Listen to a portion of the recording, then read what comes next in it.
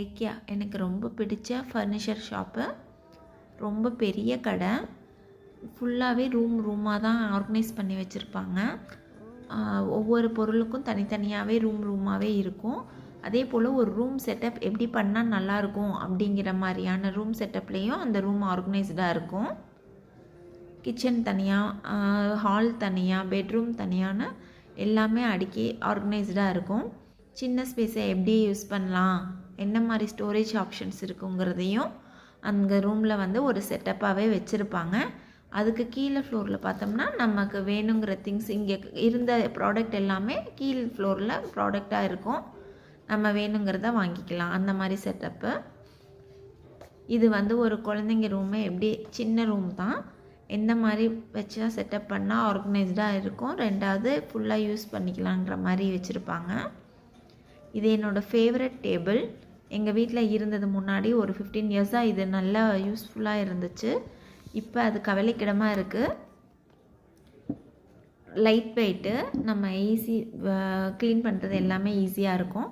அதே போல் ஒரு குட்டி டேபிளில் பார்த்தேன், அதோட வெரிஷன் தான் சின்னது. ஒரு 800 கிட்டே வந்துச்சு மணி. பட் எனக்கு தேவையில்லைன்றதுனால நான் வாங்கலை. அதே போல் இது ஒரு கார்னர் ஏரியா, கிரிட் போட்டு டைலரிங் மிஷின் முன்னாடி வைக்கிற மாதிரி. Kitchen usage item, class items நிறைய கிடைக்கிது. பட்டு கொஞ்சம் எல்லாமே காஸ்ட்லியாக இருக்குது. இது கிச்சனில் நம்ம ரெசிபீஸ், ஃப்ரிட்ஜு சைடில் வைக்கிற மாதிரியான இடம். இந்த மாதிரி எல்லாமே ஒரு ஐடியா கிடைக்கும் நமக்கு. இதை அப்படியே நம்ம செட்டப் பண்ண மாட்டோம். இது எனக்கு பிடிச்ச க்ரீன் ஹவுஸ். இது அந்த கண்ணாடி வீடு மாதிரி இருக்கிறது எனக்கு ரொம்ப பிடிச்சிருந்துச்சு. இது பால்கனி செட்டப்பு. அவுட்டோர் யூனிட்டில் எப்படி செட்டப் பண்ணால் நல்லாயிருக்கும் அப்படிங்கிற மாதிரியான ஒரு வியூவில் வச்சுருக்காங்க. ப்ராக்டிக்கலி நம்மளால் இதெல்லாம் மெயின்டைன் பண்ண முடியாது. பட் 1-2 நம்ம வைக்கும்போது இந்த அளவுக்கு லுக்கு கொடுக்குமான்னு தெரியாது. பட் ஐடியா நல்லாயிருக்கு. பட் பண்ணணும்னா பண்ணலாம்.